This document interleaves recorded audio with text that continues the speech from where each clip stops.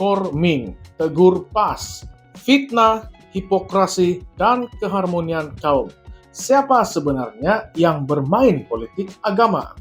Selamat datang ke Currents VMY dan salam sejahtera.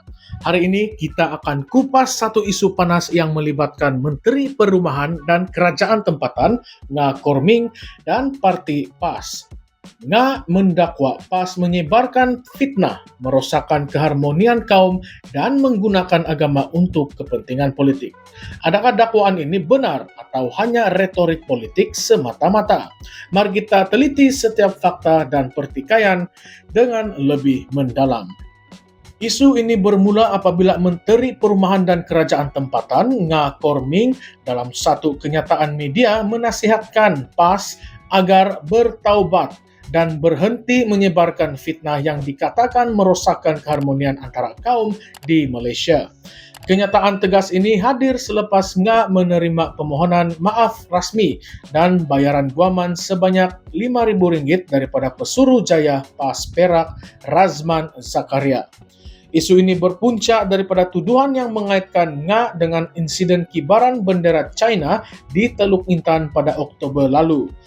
Razman mengakui bahawa beliau tersilap dan terkeliru antara dua program yang dirasmikan oleh pada tarikh 13 September dan satu lagi pada 24 Oktober.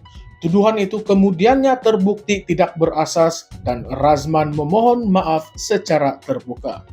Ini bukan kali pertama pemimpin PAS didakwa membuat kenyataan yang kemudiannya ditarik balik atau diperbetulkan selepas pendedahan fakta sebenar. Namun isu ini tidak berhenti di situ.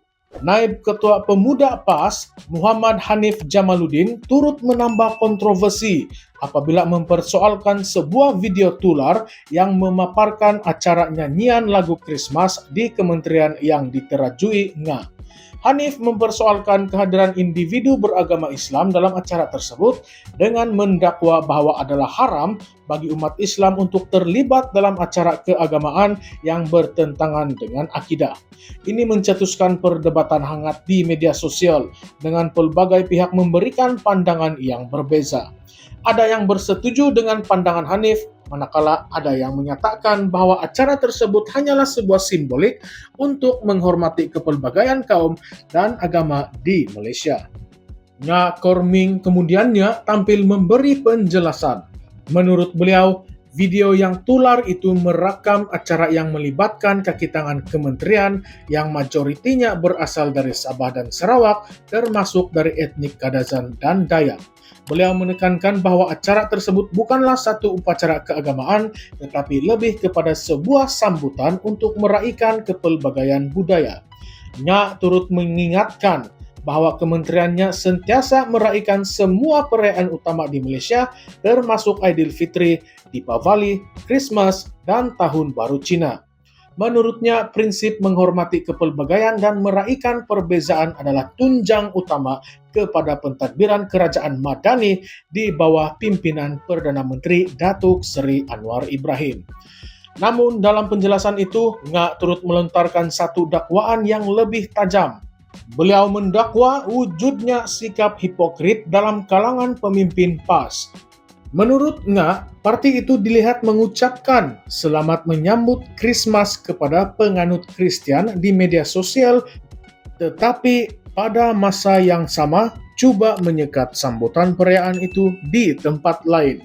Ini katanya adalah contoh jelas bagaimana agama dijadikan alat untuk meraih sokongan politik. Lebih menarik, turut menjemput pemimpin PAS untuk menghadiri sambutan Aidilfitri yang dianjurkan oleh kementeriannya tidak lama lagi. Sambil berseloroh bahwa beliau mengharap mereka akan membawa kompang dan menyertai acara tersebut dengan penuh semangat perpaduan. Dalam isu ini, kita melihat dua perspektif yang bertentangan. Di satu pihak, Korming coba membawa naratif bahwa sambutan perayaan antara agama di Malaysia bukanlah satu isu yang patut dipolitikan, manakala di pihak PAS mereka menegaskan bahwa sensitiviti agama perlu dijaga. Titah yang di Pertuan Agong turut dipetik oleh dalam kenyataannya. di mana baginda menekankan bahwa kepelbagaian budaya adalah keistimewaan Malaysia yang perlu dijaga dan dipelihara oleh semua pihak.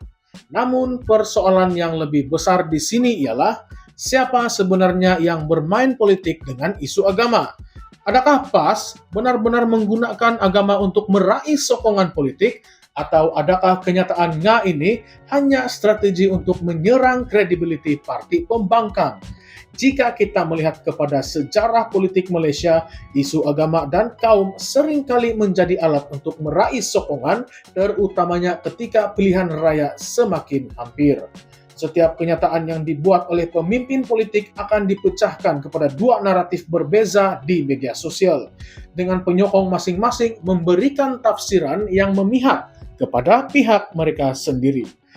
Tambahan pula, isu sambutan perayaan agama dan acara rasmi kerajaan bukanlah sesuatu yang baru. Setiap tahun kita pasti melihat polemik yang sama berulang. Ada pihak yang mempertikaikan sambutan tersebut, manakala yang lain menyatakan bahwa ia adalah simbol perpaduan yang perlu diraihkan. Persoalannya, di manakah garis pemisah antara menghormati kepelbagaian budaya dan melanggar sensitiviti agama? Dan adakah pemimpin politik benar-benar ikhlas dalam kenyataan mereka, atau adakah ini semua hanyalah permainan retorik untuk meraih perhatian rakyat? Satu lagi persoalan yang menarik untuk dipertimbangkan ialah mengapakah isu ini muncul sekarang. Adakah ini berkait dengan lanskap politik semasa, di mana kedua-dua pihak sedang bersaing untuk membina sokongan di kalangan rakyat? Atau adakah ini satu strategi untuk mengalihkan perhatian daripada isu-isu lain yang lebih penting seperti ekonomi dan pembangunan negara? Kami di Current Sphere MY percaya bahwa isu seperti ini memerlukan lebih banyak perbincangan yang matang dan terbuka. Rakyat Malaysia perlu belajar untuk menilai setiap kenyataan politik dengan lebih kritikal dan tidak mudah terpengaruh dengan naratif yang dimainkan oleh mana-mana pihak. Jika Anda merasakan topik ini penting dan perlu dibincangkan secara lebih mendalam, jangan lupa untuk like, subscribe, dan nyalakan lonceng notifikasi supaya Anda tidak terlepas dari konten menarik kami di Current Sphere MY.